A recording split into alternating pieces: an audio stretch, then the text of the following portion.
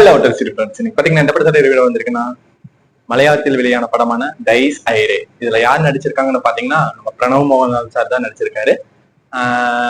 இத பூதகோலம் அப்புறம் பாத்தீங்கன்னா பிரம்மேயம் எடுத்த டைரக்டர் தான் இந்த படத்தை எடுத்திருக்காரு. டைஸ் ஐரேன்னு பாத்தீங்கன்னா லத்தீன் மொழியோட பாடலுங்க, அதாவது கிறிஸ்டியானிட்டியை பேஸ் பண்ண பாடல். இதோட அர்த்தம் என்னன்னு பாத்தீங்கன்னா கோபத்தின் நாள்னு அர்த்தம்.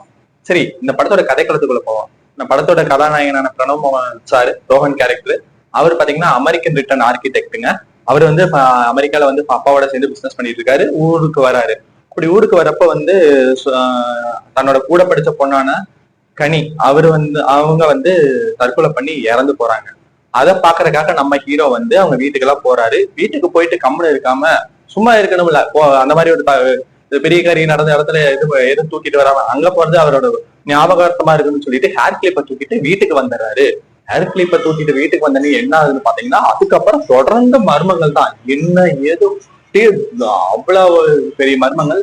அதுக்கு பின்னாடி என்ன காரணங்கள், எதனால அவங்க வந்து தற்கொலை பண்ணி இறந்து போனாங்க, இவங்க வீட்டுல நடக்கிற மர்ம பின்னணிகளுக்கு எல்லாம் காரணம் என்னங்கிறதா இந்த படத்தோட கதைங்க. இந்த படத்தோட கதை பாத்தீங்கன்னா அதர பழசான ஒரு கதை தாங்க. ஆனா இந்த படம் எப்படி ஜெயிச்சுன்னு பாத்தீங்கன்னா ரெண்டே விஷயம் தான்.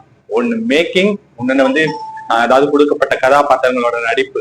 பிரணவ் மோகன் சாரு, அப்புறம் மதுங்கிற படத்தோட கேரக்டர் நேம், இவங்களோட போட்ட உழைப்பு அவ்வளோ பெரிய எஃபோர்ட்டுங்க. இன்னொன்னு கேமரா ஒர்க்கு, அப்புறம் மியூசிக் ஒர்க்கு. இது 4 தான் படத்தை வந்து தூக்கி நிறுத்திருக்குன்னு சொல்லணும். அதாவது பிரணவ் மோகன் சார்லாம் வந்து படத்துக்கு அப்படியே ஊருக்கு அந்த வீட்டுக்குள்ள போயிட்டு அப்படியே லைட் அடிச்சு பாப்பாரு பாருங்க, அந்த சீன் ஆகட்டும். அப்புறம் வந்து பின்னாடி வந்து தூக்கத்துல இருக்கிறப்ப டக்குன்னு எந்திரிச்சு வந்து ஒரு அந்த ஃபுல்லா டார்க், பகல் வெளிச்சத்துல இருந்து டார்க்கு மாறி இருட்டு வருது. இருட்டுக்குள்ள அப்படியே போய் அந்த வீட்டுக்குள்ள அவர் வீட்டுக்குள்ள பாப்பாரு பாருங்க, அந்த பயத்துல. அதெல்லாம் வேற லெவல் காட்சிகளா தியேட்டர் எஃபெக்ட்ஸோட எல்லாம் நம்ம பாக்குறப்போ எனக்கு தெரிஞ்ச ஒரு நல்ல பூஸ்ட். அதாவது இங்க எல்லாம் இருக்கிறாங்களா, அதுக்கு பெயினா, அதுக்கு சாமி ஓட்ட, அது ஓட்ட பெயினா டக்குன்னு வெள்ளை சேலை கட்டி வெள்ளை துணி கட்டிட்டு சரி, அதெல்லாம் எது இல்லைங்க. வெறும் மிரட்டல் தான். அது அந்த மியூசிக்கும் அந்த இது பொறுமையான காட்சிகள் ஸ்லோபன் தான். அந்த மாதிரி அப்படியே போறப்பெல்லாம் வந்து வேற லெவல் கூஸ்பம்ப் சீனா இருக்கும். உங்களுக்கு எல்லா இடத்துலயுமே ஜம்ப் ஸ்கேரியா தான் இருக்கும். அதான் இதுல சொல்லப்போனா ஒரு 4 முக்கிய காட்சிகள் வந்து மெயினான காட்சிகள். அதான் அவர் லைட் அடிச்சு பாக்குறது, இந்த செல்லு மொபைல்ல டார்ச் பண்ணி பாக்குறது, அப்புறம் தூக்கத்துல இருந்து எந்திரிச்சு பாப்பாரு வீட்டுக்குள்ள, அதாவது வருதா என்னமோ சத்தம் கேட்க, அவருக்கு அந்த சலங்க ஒளி மாதிரி கேட்கும், அதை பாக்குறதாகட்டும். அப்புறம் இன்டர்வல் காட்சி பெஸ்ட் அண்ட் பெஸ்ட்டுங்க. எனக்கு தெரிஞ்சு வேற லெவல் இன்டர்வல் காட்சிங்கன்னா அந்த இடத்துலதான் வந்து யாரு பேயின்னு தெரிய வரும் அவருக்கு, யாருக்கு பிரணவ் மோகன் சார் அந்த இடத்துலதான் கண்டுபிடிப்பாரு இது யாரு என்னன்னு. அந்த காட்சிகள் ஆகட்டும். அப்புறம் பாத்தீங்கன்னா கிளைமேக்ஸ் ஒரு ட்விஸ்ட் வருமாருங்க, அதுதாங்க நம்ம எனக்கு தெரிஞ்சு பெஸ்ட்ன்னே சொல்லலாம். இது யார் இதை பண்ணாங்க அங்கேயே போய் நீட்டா தெரிய வரும் யார் இதை பண்றாங்க. அந்த இடத்துல அந்த ஒரு பாட்டி இருப்பாங்க, அதாவது அவங்க வீட்டுல சொல்லிடுவாரு, அவங்க அப்படியே கேரக்டர் மாதிரி வேற விதமா வருவாங்க பாக்கணும். புல்லரிச்சு போயிருங்க அந்த சீன்ல. கிளைமேக்ஸ் சீன்லாம் உண்மையாலும் பாராட்டி ஆகணும்.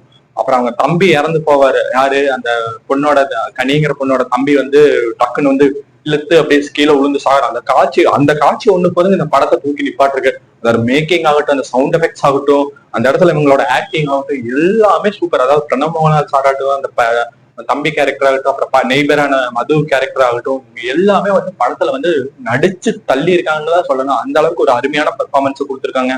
உங்களுக்கு ஜம்ஸ்கேரி மூமெண்ட் எங்க பார்த்தாலும் ஜம்ஸ்கேரி மூமெண்ட் பயமாவே இருக்கு. ஏன்னா படம் ஸ்லோபன் த்ரில்லருங்கனால பொறுமையா தான். உங்களுக்கு கேமரா ஆங்கிள் எல்லாம் பாத்தீங்கன்னா டார்க்கா தான் போகும், ரொம்ப பொறுமையா தான் இருக்கும். ஆனா சில இடத்துல எல்லாம் ஏன்னா நம்மளுக்கே என்னடா இது கிளைமேக்ஸ்ல எல்லாம் உண்மையால ஒரு ஸ்பெஷல் ஆள் வருவாருங்க. அதை நீங்க படத்தை பார்த்து தெரிஞ்சுக்கங்க. அவர் வந்து கேரக்டரா வர மாட்டாரு, அது நீங்க அது வந்து இறந்துதான் இருப்பாரு. அது பாருங்க, அந்த சீன் ஒண்ணு போதுங்க, என்னடா இருப்பார். இதனாலதான் இந்த இது வந்து இவங்களெல்லாம் பழி வாங்குதா அப்படின்னு தெரிய வரும். அந்த மாதிரி ஒரு நல்ல ஒரு காட்சிகள் இங்கெல்லாம் வர மாதிரி நம்ம அரண்மனை சீரீஸ் மாதிரி எல்லாம் இல்லாம டக்குன்னு வந்துட்டு சல்லுன்னு இழுத்து தூக்கி போட்டு தாறுமாறா தட்டாம பொறுமையா தான் இந்த பேய் தட்டும் போல எல்லா இடத்துலயும் அப்படித்தான் பண்ணுது.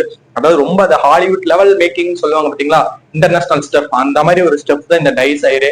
அவ்வளவு ஒரு மேக்கிங்ல பிரமாதத்தை கொடுத்துருக்காங்க. உங்களுக்கு எந்த இடத்துல லேகும் கிடையாது.